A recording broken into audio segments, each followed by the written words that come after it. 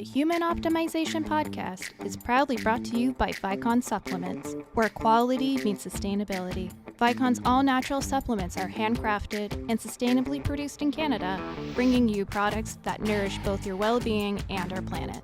Visit viconsupplements.com today and be a part of a greener, healthier future. Are you ready to embark on a journey to the best version of you?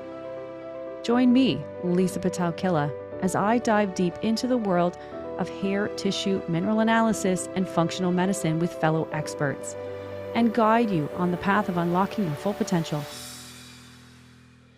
As a multi-time kettlebell sport world champion, I'm on a mission to reach high-performance professionals from around the world to help you minimize tiring symptoms, maximize health, and gain unstoppable energy. This is the Human Optimization Podcast. Welcome, everybody, to a brand new episode of the Human Optimization Podcast. I'm your host, Lisa Pitel-Killah, and I have Mauro Stara here to join us today and talk all about an amazing way to approach higher performance. So let me tell you a little bit about Mauro. He is the founder of Six Pack CEO. He's a peak performance expert and trusted advisor to successful CEOs and business owners across the US. Known as the last resort for those who are exhausted from the mainstream approaches, Mauro specializes in resolving challenges where others have failed. By prioritizing advanced blood work testing, we're going to dive into that, and personalized coaching, he tackles the root cause of stagnation, hormones. With his guidance, clients achieve lifelong sustainable transformations, reclaiming vitality and confidence amidst demanding schedules. Mauro, welcome to the show. Thank you so much for having me on, Lisa. I'm super excited to dive in. And you know, one of the things I love bringing to the table with all of our guests is there's a reason that you're where you are doing what you're doing today. Tell us how you got here. Sure. So I was working in banking for around 5.5 years in Switzerland.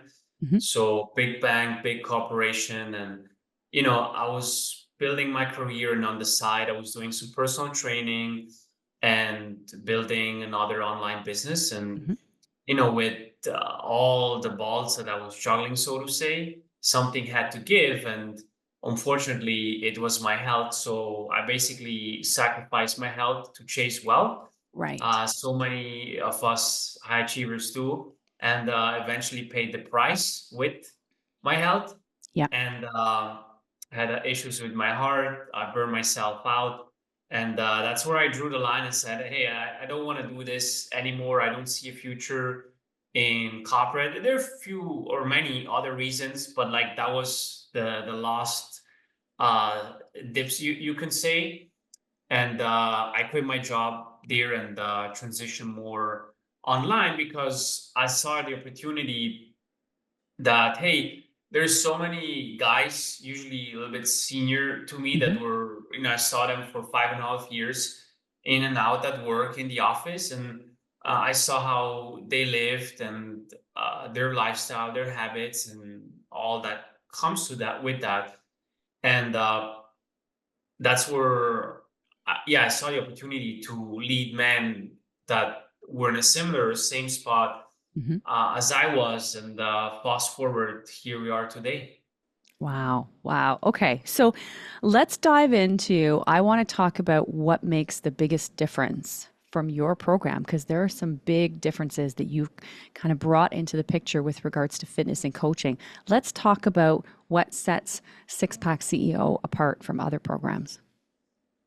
Yeah, there's a couple of things. I would say the main thing, and that's why most people, specifically men, reach out to us and want to work with us, is the blood work. And, when people hear blood work, they think like, oh, I just got a routine checkup by my doctor. Well, it's not that type of blood work. That's usually cookie cutter, very basic blood work. And your doctor will spend like 1-2 minutes looking at it and, then checks in the next patient. And again, it's very standardized and very basic. And a lot of times people go to the doc and maybe say, hey, I don't feel so well, and I have, feel like this and this, and look at like, you're okay, maybe just a little bit depressed. Yeah. And what we did is I have my own panel that Hmm. looks at around 95 biomarkers to Yeah. begin with, Hmm. very advanced. And it's not just the data, it's the lens that we look at it. For most guys, there are like 10, 15 markers that are out of the optimal zone that will make the biggest differences Hmm. in their health, their longevity, their performance, their overall well-being, but also their efforts and results for body composition, so weight loss, muscle gains, strength gains, recovery, and so on. And that is the foundation of everything and allows us to customize each program for each person and put it together in a plan that is also sustainable for that person. Because what's Hmm. the point if you do something and eventually you get off track, you just don't do it? Well, the goal is to integrate it in your life. And I would say like that's the other big aspects. We have like the blood work, the human physiology aspect, all the data, Hmm. but also the lifestyle factor where, we can look at, okay, how does this integrate in your schedule that has a lot of demands and in your lifestyle? And a lot of guys that come to us, they didn't have one or the other pieces, let alone two together.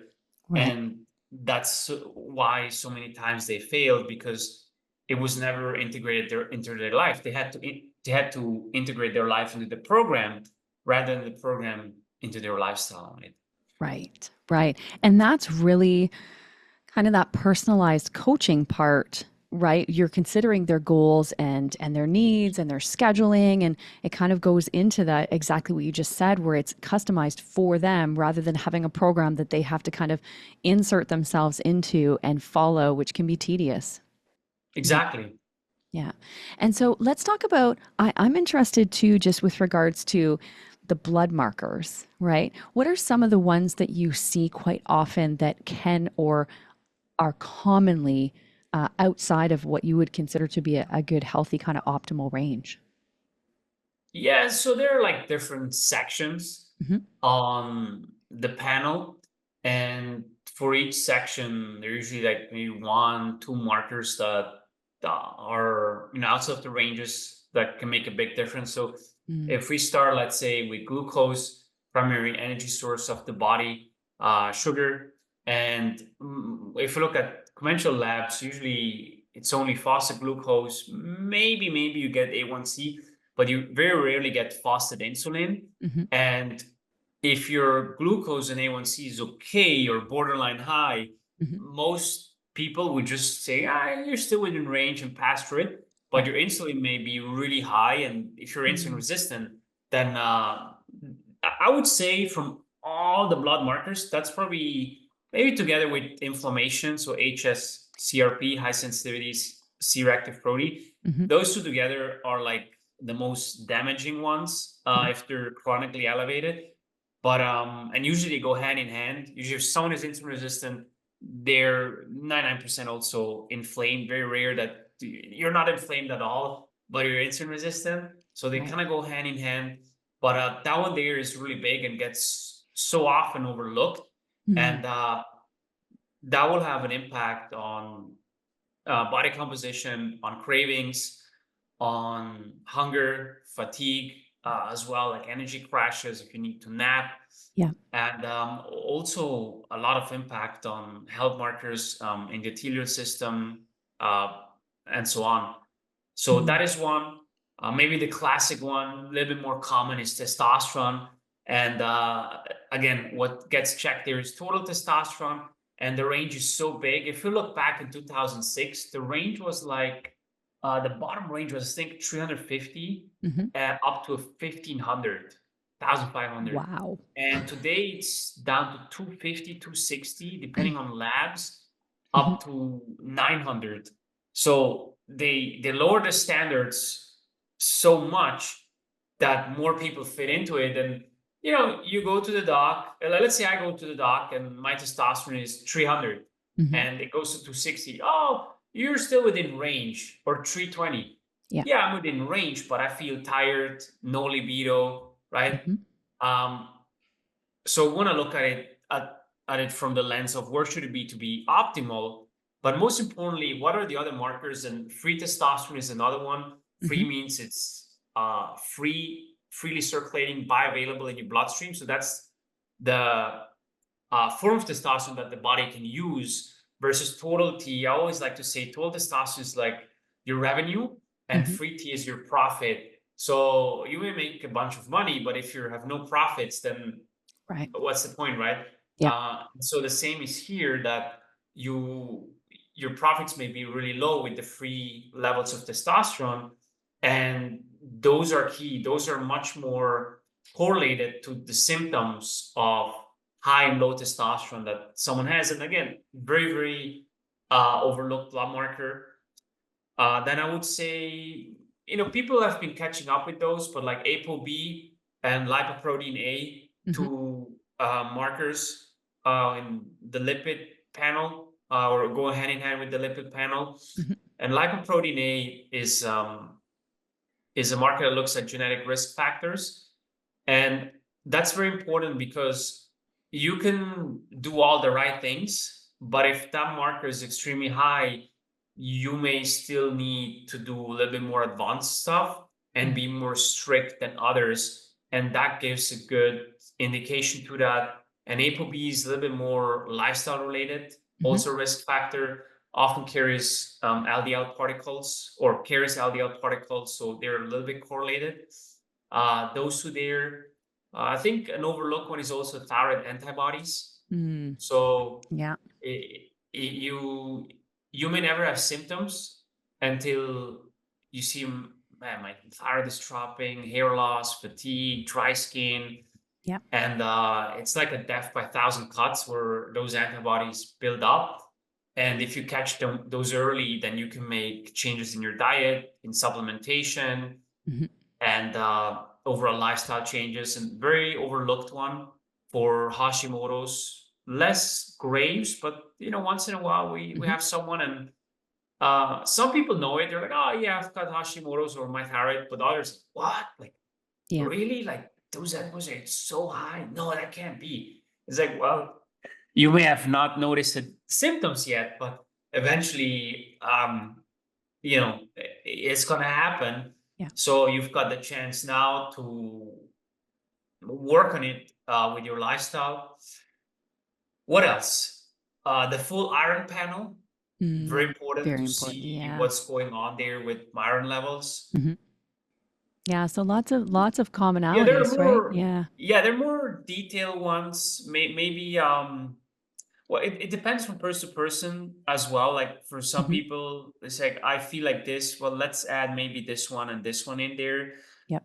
But mineral status, I know you're Mm-hmm. very big on that. That is Yeah. very important as well, Yeah. because a lot of these minerals are cofactors, will help with allergies, hydration, Mm-hmm. testosterone production, and many other things that people can have symptoms because they're deficient or have a greater need of those. Like women, for example, very, very big need, or much, much more often big need for magnesium, specifically when Mm-hmm. they're like really stressed. And Yeah. we have like a female program, Mm-hmm. and every single female blood work that I ever looked at, I think maybe one, but the rest were all deficient in magnesium. So that is big. And yeah, liver enzymes is also a good one that Mm-hmm. gives us indication. Fatty liver, and can be connected with choline, which is also important based on some people's genetics there. So there's more, but I would say Yeah. those are the common ones. Again, the whole thyroid panel, very, very important. Yeah. Regulates metabolic rate, and a T3, free T3, very rarely gets checked, but I would say the most important marker there. Yeah. Well, and it's interesting too when you talk about antibodies because they are like this is such an important part. And a lot of docs are just running TSH and trying to diagnose thyroid problems. And I'm like, how can you diagnose thyroid problems when you're not even looking at what the actual thyroid is doing, right? So important. And so let's expand a little bit because I'm curious how, like, if somebody comes to you And they're like, I don't feel my best. I'm high stress, because a lot of jobs, I mean, CEOs and things like that, you really can't control the stress every day that you're under, because that's going to continue. But there's lots of ways that you can support your body to be able to thrive. And I think that's kind of the real niche where you're at, right? With this particular program and these programs. And so what's kind of the first step in the program for people to start to make change, and what's the mental aspect of the contribution that they have to kind of commit to for that too? Because I imagine that's a big part. Oh yeah, yeah. It's not a quick fix. It's a lifestyle change. Yeah. So doesn't sound super sexy, but that's just the truth and the way it is. And the mental aspect is very important. Someone has to be ready. They want that change now. Yeah. And as far as the first starters, we we put together the plan, matching the blood work or based on the blood work to have it fully optimized. And depending where someone starts, we either go more aggressive or take it a little bit easier so the person is not overwhelmed. But for high achievers and guys that are so aggressive with their goals, Hmm. sometimes you just have to throw them in the cold water. Because if we go one habit per week, it will take them like 2 months till they see results and they drop the ball. So Yeah. there's that healthy ratio between a little bit of overwhelm, but still getting the results there for that. But yeah, we equipped them with the nutrition protocol and laid all out there in detail, the workouts and the blood protocol, and then a lot of lifestyle habits, so stress, sleep. And let's face it, nobody wants to admit that they're stressed. So like, I got this, I'm not stressed. Yeah. And when we look at labs, they say something else, or when we look at heart rate and sleep. But yeah, we have those pillars, so movement, training and activity, diet, recovery, and then it goes much deeper: circadian rhythm, sunlight exposure, Hmm. and everything gets added into that and ingrained and locked in. Because let's face it, we spent a good amount of time in the intro around blood work. Yeah. And while it's good and important, I feel like some people will get obsessed with like, if I take these supplements, then everything will change. Well, they can be helpful, but if you sleep 4 hours a night, there's no supplement that's ever going to make up for that. And if you never get sunlight, yeah, you can supplement vitamin D, but you still miss out on many other benefits there for your circadian rhythm and overall just health. So it has to be a mix of the foundations, Hmm. and then the rest comes on top of it. Yeah. And do you have some favorites for, let's say, for example, somebody's not, getting enough sunlight just because of, the potential of where they work and how long they work and things like that. Are there any of your favorite kind of hacks that you, kind of suggest sometimes for people in specific situations that can help them overcome some of the obstacles that might be in their way? Well, I think everyone has time to get 10, 15 minutes out. Usually it's like, hey, how about lunch break? Mm. I like actually a lot the sunlight at lunch or lunchtime. Yeah. One, the sun is higher than 35 degrees usually. Hmm. So you get max vitamin D Yeah. absorption. And it's also warm, let's say in winter and so on. So you get to enjoy it. You go out a little bit, get some fresh air midday. If they really can't, then in the morning, and if they really can't as well, then maybe in the evening. And if all of that doesn't work, then you can do some red light therapy. Hmm. Obviously, it doesn't replace the sun. Right. Maybe in the evening, or you can do the 1000 lux light, bright light Hmm. as well. Yeah. That can be leveraged here just to get a little bit of light Hmm. exposure. But I think everyone, maybe not daily or religiously, but a few times a week, they can make it work that they can get some sun. I just met like a personal trainer the other day at the gym that I train, and he said, "Man, I'm always inside, never get sun." And I said, "Well, do you have a lunch break?" "Yes." "What do you do?" "Well, I'm on my phone and so on." It's like, well, how long is your lunch break? You have 45 minutes. Well, you can go for a 15-minute walk and still spend time on your phone outside, sitting on Yep. a bench, right? So nobody will keep you locked in 12 hours a Exactly. day, right? So Yeah. there is always a little bit of flexibility there. Yeah. Yeah. No, I agree. And Or walking meetings. So, like, mm, let's say you and I would have this podcast in person. yeah. Well, maybe not the podcast, but if we had like a pre-meeting to the podcast, we would go for a walk at the beach or in the forest in nature, Hmm. rather than just sitting there, getting in our steps. You know, nature, forest, uh, good good way to recover, get some Yeah. oxygen, and again, some light exposure. Yeah, I agree. And what would be the bit like, I feel like in the challenge of the, quote unquote CEO kind of type world, right? It's kind of work, life, and then balance, right? And that comes with fitness and lifestyle and things like that. What would be the biggest challenge? Like, how do you get them to swing and kind of find a balance that works for them? What are some of the tactics there? Well, I personally don't believe in balance Mm. itself, Hmm. because that means everything would always be, as the word says, an imbalance. But Yeah. life usually isn't like that. So I see it more in phases. There are Yeah. phases of total immersion. So Hmm. I always tell someone, when you're new to something, let's say health, but it can be business, it can be any area of your life, the first 90 days, go all in, total immersion, and Hmm. then take yourself out and have those habits on autopilot, and you tune in and Mm. check things early on. So when I learn a new topic, I go all in, 90 days, hyper focus, and then I stick to the basics. And once in a while, I get updates Yeah. on tweaks and adjustments.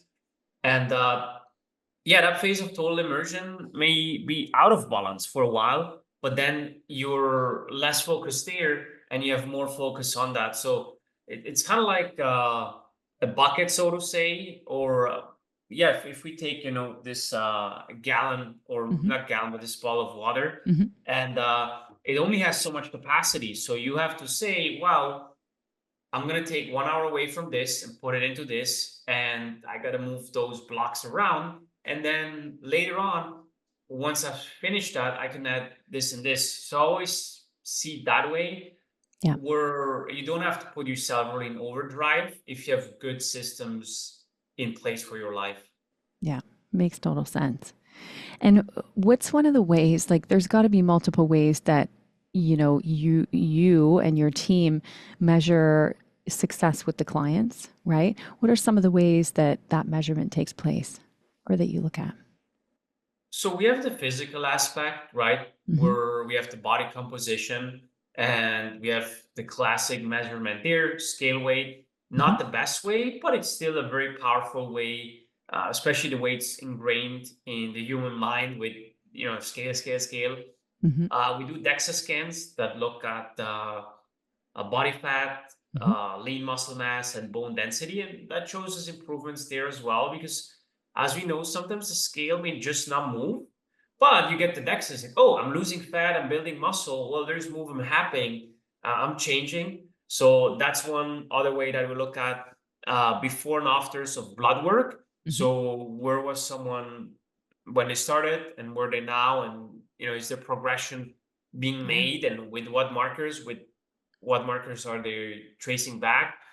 Client retention is also one. Like, if Hmm. someone stays in the program, decides, hey, I'm gonna do, another few months, another year, whatever that period is, that is also a factor there, right?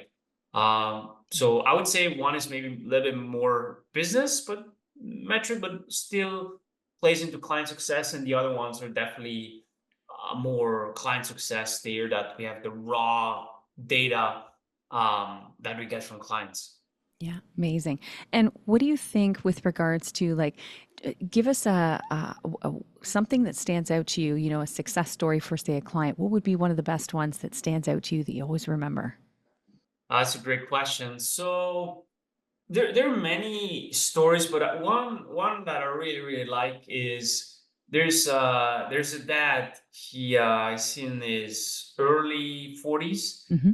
and he very successful, has everything in business, beautiful wife, two kids.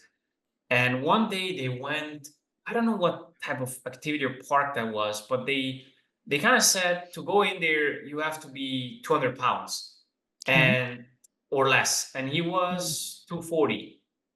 Um, so that was so frustrating for him because he could buy that park if he wanted. So money was not an issue. Yeah. And in that moment where he was in the front line, everyone was behind him, and you know, they said like you can't go, and the kids were like disappointed. Yeah. Daddy, why? Everyone Hmm. can go and we can, right? And they didn't understand it, and it was quite embarrassing for him. Hmm. But he didn't put himself as a victim. He realized, dude, you gotta do something, and he shared that with me on our first call, and that was the reason why he wanted to change. So 1 year later, he's at 192 or 96 plus Wow. minus, Yeah. and goes in there and was able to achieve that. And then he sends me a picture. He's like, look, this is my why and why I wanted it, and now I achieved it. It was very, very beautiful that, yeah, what happened there. So Yeah. That's there's amazing. also one other one I want to share because Yeah. the the reason I want to bring that up is because you talked about the thyroid antibodies before. Mm-hmm. So there's a guy, he's two members of his family died from thyroid cancer, and he thought like, well, I'm good, comes in a program, and he didn't even know about blood work. He was referred for a friend, said like, wow, I'm really jacked, I want this as well. He Hmm. just said, hey, I'm turning 50, I want to get in great shape and help me get that six pack or lose a bit of weight.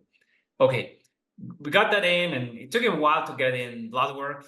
He was a little bit of a slow starter, Yeah. and eventually got blood work done. And I was like, dude, something is off here. And I saw the antibodies, but like it was like very, very weird. Um, the whole ratios and everything of like the T4, T3, TSA.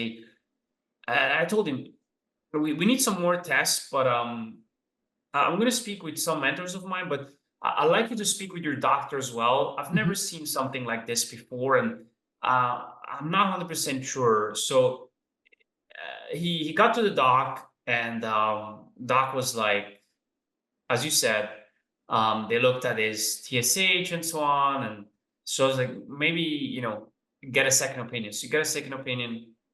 They referred him to an endocrinologist, and eventually he got a biopsy done, and they found out that he had thyroid cancer. Oh my And they goodness. said if you came like 3, 4 years later, like you would have taken the same path as uh, your two other family members, but he never had any symptoms. No symptoms. His thyroid hormones were perfect, like TSH, T3, Yeah. T4.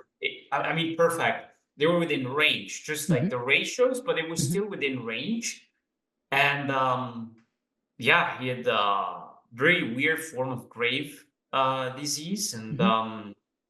I'm glad he got that done. So it's Wow. not usually they know it, like, hey, I've got that in my family, but for that guy, he was completely unaware. And while it's rare, it just shows the power of being proactive there. So that's like another story that we'll never forget. Yeah, that's a wow. And just so lucky he ventured down that path, right? Yes. That's just unbelievable. What do you when you think about, the successful men, right? Obviously, they're making money, they're doing their thing. What is there kind of a turning point? Would you say like an age range of people that it's common where all of a sudden the light switch turns on and it's like I'm this age now. I need to start taking care of myself, right? I need to start taking care of myself and putting myself first over the work, for example. I wouldn't say there's like an inner clock. It's Hmm. definitely after 40 if it Mm. will go in a certain range. But Yeah. one thing I noticed over the years is we have a lot of guys, like a lot, that Yeah. are either 39 or 49. And Huh. eventually I was just like, huh. And then, I started to see that and ask them, and it makes sense. They're in their last year of that decade, and Yep. they want to start that new decade better, and just a better version, healthier version of themselves. Yeah. So after 40, definitely after 50, there's a lot more urgency. So I can say the Right. guys that we work with over 50, Hmm. usually, not all, but usually are more driven and committed than the Mm. guys in their 40s or under 40, Yeah. because it makes sense, right? The older Yeah. you get, the closer you are to death, and hey, I gotta do something now. So 50, 60 plus, they're extremely driven to make it happen. Hmm. That's amazing. Well, and what do you think? What I feel like sometimes when you talk about lifestyle changes, it's like sometimes it's a bit of a roller coaster, right? We go through again. You're that immersion process you were talking about, kind of doing that first 90 days and immersing yourself in whatever you're learning or doing. And I find that happens with all of us as well, right? Fitness is top priority, and then all of a sudden that kind of dips when let's say you start a new business or something happens, right?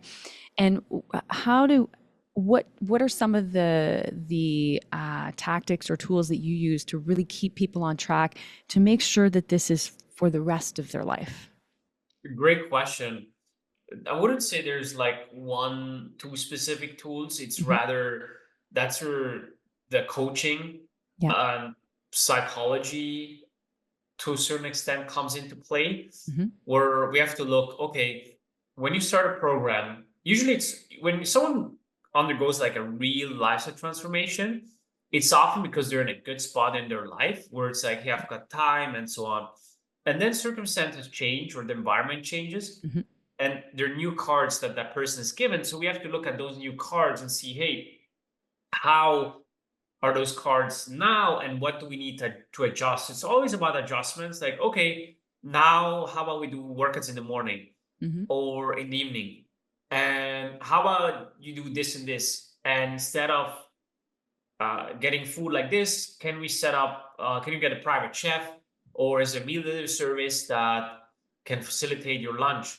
Mm. And can you get your walks in here, or can you get a desk treadmill that you can walk while having Mm. meetings? Like Great idea. stuff like that, where it's more environmental schedule change. And then there is the Yeah. mindset mental change where, maybe they've lost a little bit of drive. So it's always about um, resetting those goals and reminding themselves about the standards and who that they want to become, and that it's a never ending journey. Hmm. Like marriage is not, there's not like you get married and that's it, like it's infinite. Yeah. Health, fitness, it's the same thing, right? Hmm. It's not you start there, there's no stop. And a lot of people, I think, have not accepted that they have to do the work forever. Yeah. But once you accept and realize, hey, I have to show up every single day and do the work forever Yeah. because I'm paying rent every single day for Hmm. my body, then eventually there's that aha moment where it's like, okay, if once you accept that you have to do the work forever, doing the work isn't that hard. Right. Yeah. I agree. And I feel like too, and then I want you to kind of talk a little more about the program and how people can find you, of course. But I feel like too, it comes back to a little bit of the mindset where it's, all or nothing, right? It's like I have to work out 2 hours, 3 days a week, or I don't do anything. Right. Whereas, maybe 4 days a week you could go for a walk, and the other 3 days, you're doing something else for say 45 minutes. Or like I feel like we have that big burden on our minds that we need to do all the things, and then we end up kind of putting the brakes on. Yeah, I've seen that all our mindset happening with a lot of high achievers where that's how they win in business, where it's Yeah. like all or nothing, I'm all in, or I don't even do that in business. Yeah. But in fitness, that will just kill you because it's all about consistency and improvements over time. And Yeah. I also feel like people who are extremely black and white, all or nothing wired, there's like that fear of failure. Either I'm perfect and tick Mm. all the boxes, and if I don't take one, I'd rather not do it because Yeah. it feels like I'm failing, and it's not really the case. Yeah.